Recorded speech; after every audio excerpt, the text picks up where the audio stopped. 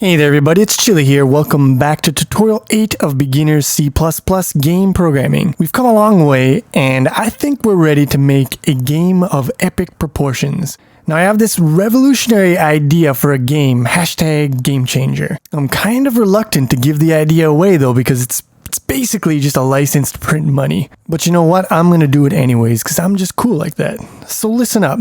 Alright, so let's say you got this dude, and then you got some stuff. So what you're gonna do is you're gonna move the dude over the stuff to collect it. And when you've got all the stuff, then you win. Game of the year, #1 on Steam. I'm calling it right now. Get your pre-orders. Alright, so what we're going to do is we're going to start with an empty framework solution, and you can download that again from the wiki page if you need it. And we're going to open up game.h, and we're going to set up the member variables for the entities in our game. So we've got our dude. So we're going to go int dude x and int dude y, and that's the position of our dude on the screen. Now, the thing that we're going to be collecting is going to be poo, because this is the poo game. So we've got poo0x and poo0y, but we want 3 poos to collect, so we need 2 more sets of 2 variables. So here are the position variables for the 3 poo entities in our game, poo0, 1, and 2. Now, we need some way of keeping track of whether a poo has been collected or not. So we're going to go bool, poo0 is eaten, and we're going to set it initially to false. Oh yeah, when I said collect, I meant eat. What happens, even poo-poo comes out, the other poo-poo's out, and then they eat the poo-poo. Now we're going to need separate bools for each of the entities in the poo entities to check whether they're eaten or not, or to store whether they're eaten or not. And finally, we're going to have to give our entities some positions on the screen, so let's set those up right now. Here are the values that I'm going to use. You can use different ones, but just make sure you're not too close to the edge of the screen, or you might end up drawing off the edge of it. Now, one thing you might be wondering is how are we going to make our face and our poo graphics? So far, we've only been able to do reticles and boxes and shitty stuff like that. So we could create them by hand by writing put pixel calls one by one, but that's actually retarded. So what I've done is I've prepared a little something special for this occasion. On the wiki page, there's a download. It's a zip file, and it contains a bunch of text files. And if you open them up, they've got a whole shit ton of put pixel calls, and these are going to make the graphics for our game. Now you might ask, Chili, how did you do this? Is this magic? And it's not magic. It's very simple. I just have a sweatshop fueled by child labor, and I get them to type the put pixels out for me. It's just a room full of kids with graph paper and Raspberry Pis. Nothing complicated. Well, that's not true. Actually, I made a utility to generate the C++ put pixel calls. Now, this is not the standard way of getting graphics into your game from an image, and we'll be able to do better when we have a little more tech. But before we can do that, we need to learn about loops, arrays, pointers, dynamic memory allocation, and file access. So until that time, we're gonna use these put pixel calls, and it's going to make some sexy graphics for us. And by the way, if you want to put some custom graphics in your own projects that you're fooling around with, I've put some links up on the wiki page for this tutorial, and there's a few programs that myself and other people from the forums have created in order to generate these put pixel calls for you. So you can use one of those and just fool around on your own. But for this game here, we're just going to use the ones that I've provided. Alright, so let's create a new user function. We're going to go void drawFace and int x, int y. Create definition. And we'll promote that to a document. And now in drawFace, we're going to put that code right here. Face. And we're going to Control A, Control C, and Control V, and there it is. Now this is a hell of a lot of code just to chill out in the middle of your source file. So what I recommend you do is just collapse that motherfucker like this, and it's not going to be so much of an eyesore. Now we're going to do the same thing for the poo graphics. Create the function drawPoo, create the definition, copy, just mash it in. And there you go, you got your drawFace and your drawPoo functions. Now let's actually draw them out. And you do that, it should look something like this. Make sure if you're copy and pasting that you remember to change these numbers here in the variable names. Build this and run it. And there you go. You got your dude and you got your poo. Dude doesn't seem too happy about the whole situation, does he? But I mean, honestly, would you be?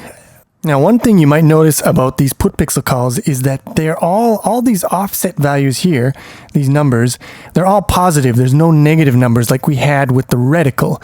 And what that means is that the coordinates of the face are being based on the top left corner, right? They're not based around the center like this. So you got to take that into account when you're calculating things like collision and going off the screen, that sort of bullshit.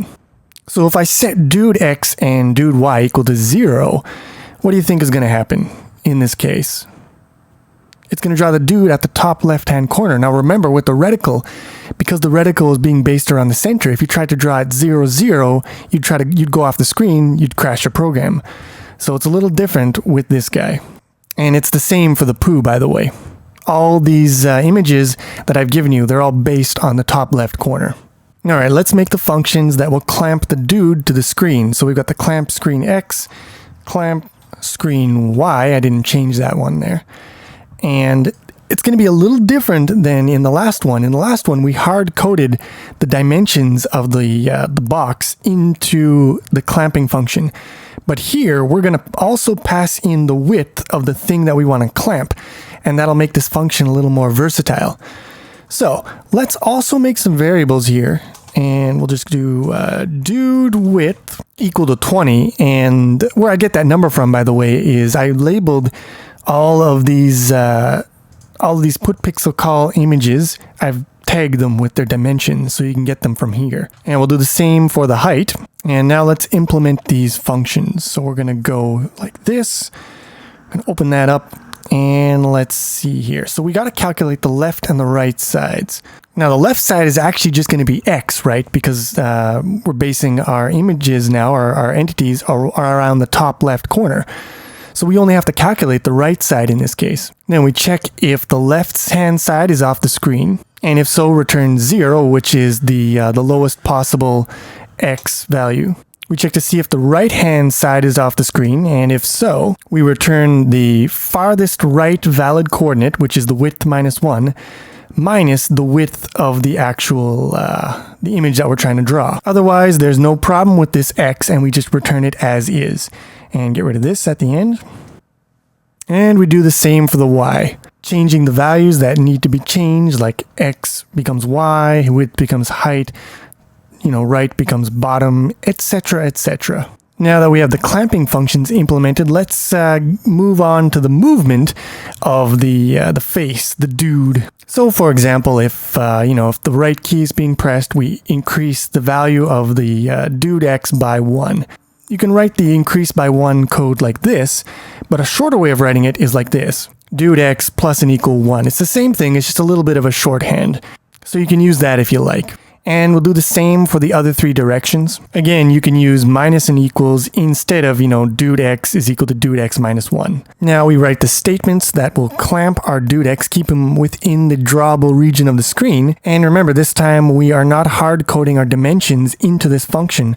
So you've got to pass in the width and the height of the dude for these 2 function calls. And if we do this properly, we'll see that our dude will now remain within the boundaries of the screen. Now let's create our collision test function. So it's going to return a bool, and we'll just say is colliding. And what we're going to do is we're going to basically be passing in 2 different rectangles and checking to see whether they collide with each other or whether they overlap with each other.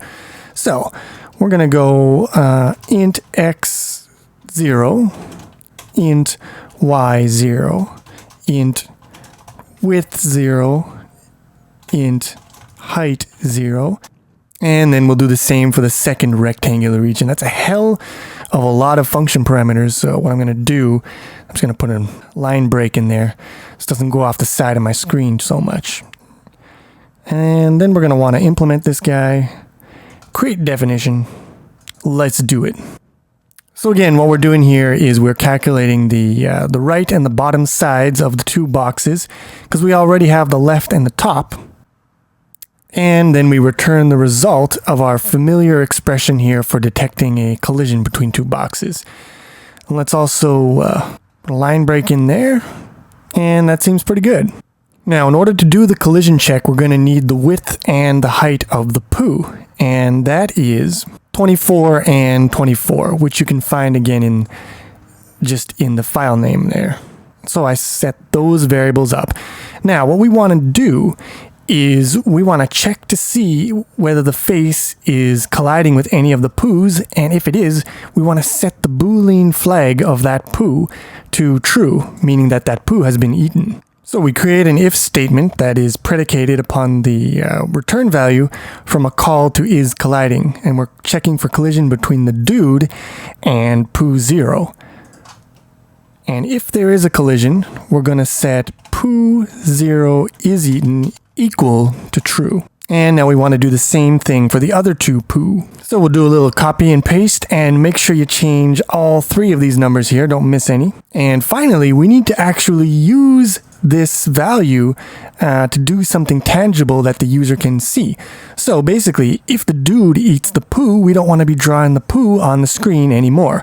So we're going to put some if statements in here to conditionally draw the poo. So here we see that we only draw the poo if it is not eaten. So let's run that motherfucker. And here we go. Eat the poo. Eat the poo. Oh, we did it. Look at it. Nom, nom, nom. Isn't that delicious? Oh, he's going for more. Oh, and can he fit in another turd? This is seems to be moving a little slow, but there he goes. Beautiful. Yum, yum, yum, yum, yum. So that's all well and good, but we need some way of telling the player that their poo-eating quest has finished and they can now stop playing this stupid game. So what you're going to do is you're going to create another function to draw some graphics. You're going to get the graphics out of the text file for game over, and you're going to put it in the function body, which is right here, like so. It's a pretty long one. That's what she said. Make sure you collapse that motherfucker. Then what we're going to do is we're going to go into compose frame, and we're going to do a test to see if the game is over.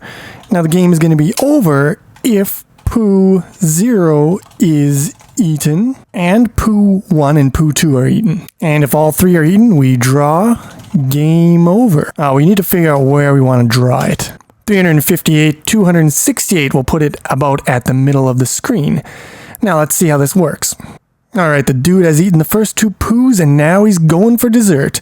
And there we go. Once you get the last one, the game over screen is drawn.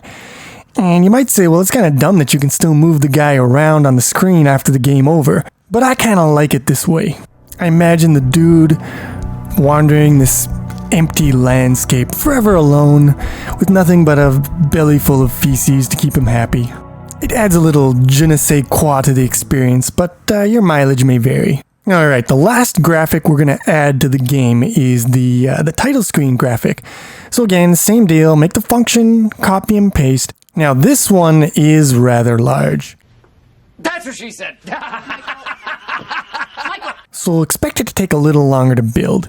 Now what we're going to do is we're going to create a Boolean variable to keep track of whether or not we have started the game yet. Call it isStarted, set that initially to false, and then in our update model function, we're going to check to see whether or not the game has started yet.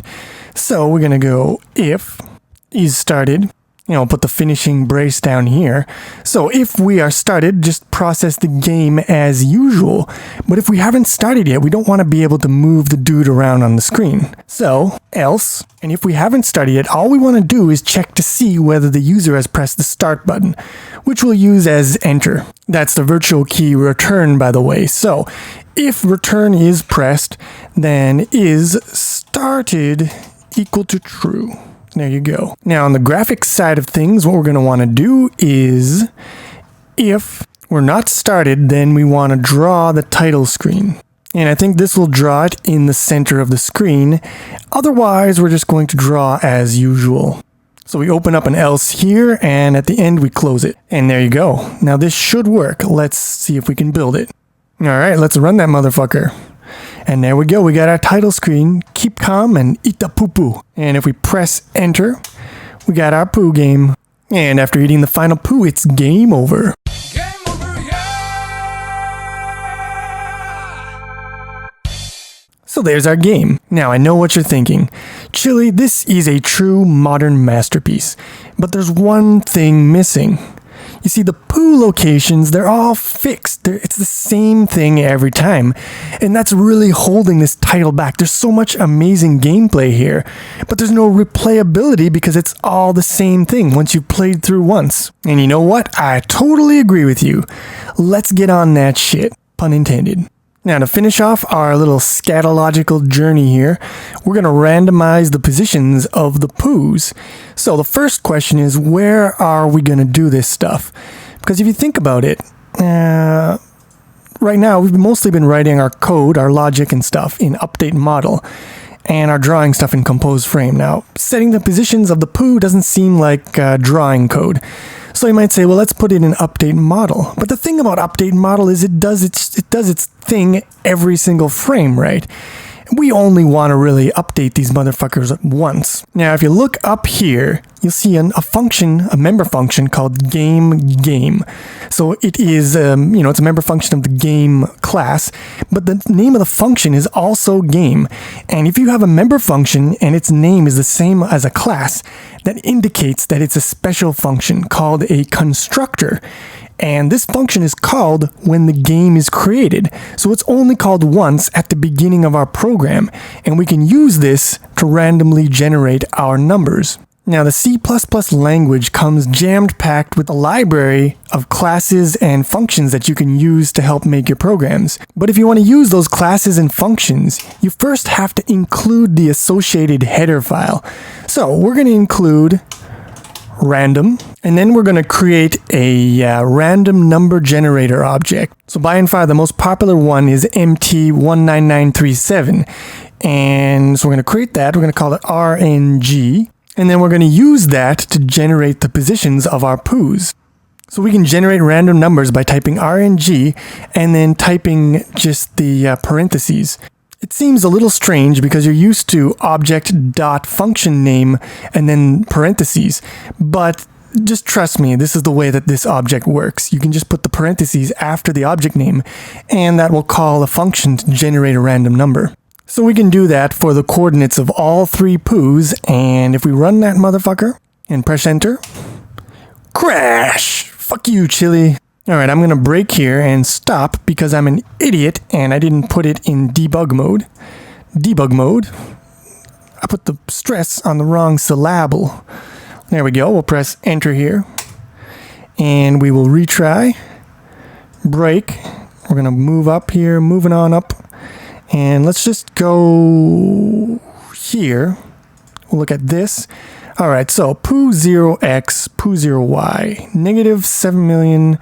whatever this is, it's pretty goddamn big numbers. What the fuck? Well, we didn't really specify, the range that we wanted for our random numbers, did we? And that's kind of a problem. So our random number generator generates ints, and it generates the full range of integers, which is about negative 2 billion to positive 2 billion, and that's pretty fucking big numbers. Now, what we want to do is we want some kind of adapter that will take the output from the random number generator and remap it to a much smaller region of values that we're interested in.